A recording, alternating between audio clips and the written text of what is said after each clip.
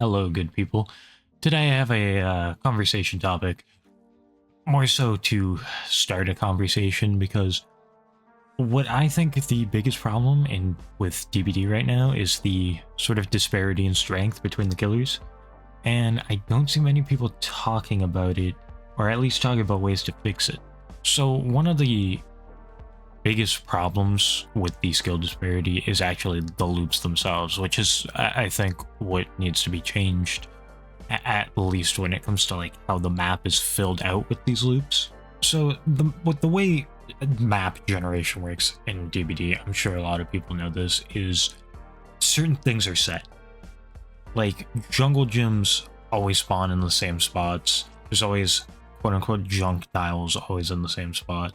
There's shacks always in the same spot, things like that.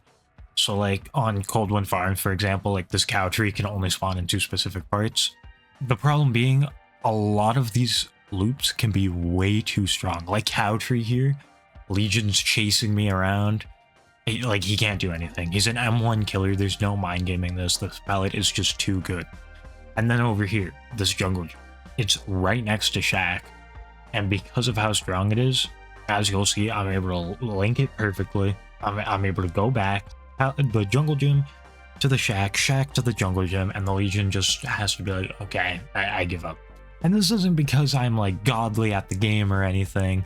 This isn't because this Legion's garbage at the game. In fact, he won this game at the end of the day. I'm just using it as B-roll. But because he's an M1 killer, he just can't do anything here. So the thing I never see anybody bring up, and the thing that I think would honestly be the most like realistic and easiest way to quote unquote fix maps without doing like full scale reworks of all the maps and everything, is to just go through and rework a lot of these loops to be a lot less powerful and a lot more powerful. For example, like you saw the cow tree.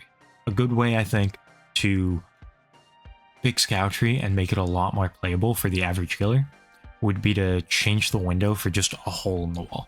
Shorten the loop significantly. You could still mind game it. If the survivor makes the right call, they win the mind game and they can either keep looping it or move on to another loop. If the killer wins, they obviously get a hit, but you see what I mean, like shorten it for something like a long wall. Maybe shorten the actual length of the wall the window's on so the killer can actually play around it. It's currently so long, it's like an old Haddonfield fence. Like it's just miles long to get around it. You just have to like spend so long. So it just takes too long for the average killer. Now, the first thing I imagine, and I hear people bring it up when I talk about this, is the fact that, well, wouldn't this just make strong killers stronger? Which I don't think it would. Now, I'm not saying I should specify, I'm not saying make every loop shit. There should still be strong loops. There should be weaker loops. But if you imagine the strength of palettes and loops on a scale of 1 to 10, 1 being like Z walls and 10 being like shack, all the loops that aren't like shack and main building should be condensed to being like a 4 to like a 7. So being like as strong as like a rock loop on McMillan or on Greenville, to being as strong as probably like a basic double L jungle gym, you know, they should be like around that strength.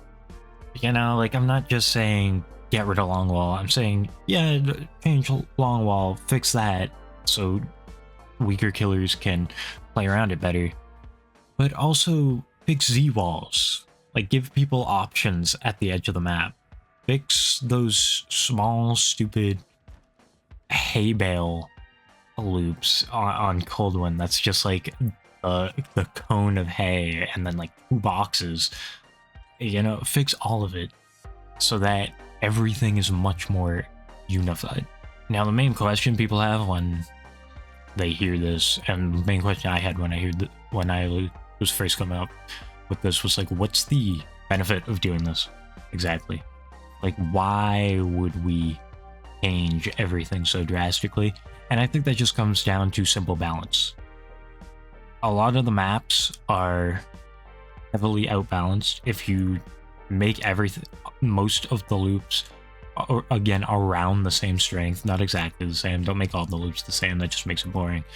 But if you have them be around the same strength, then it makes all of the maps a lot more unified, because you're not having some maps where all the loops are insane, like Coldwind. Like Coldwind has very few bad loops that spawn, whereas something like Greenville has very few strong loops that spawn.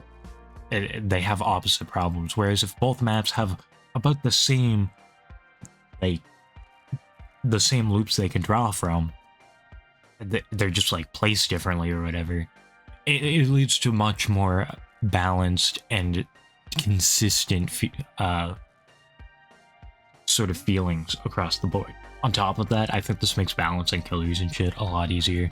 The killer is very, very underperforming in a situation like this, where you can sort of mind game like 80% of the pallets on the map. Well, then that killer's very weak. Whereas right now, if a killer's doing very poorly, it's really hard to tell what exactly it is, because some of the maps are just so bad that you really can't tell like what's actually the problem.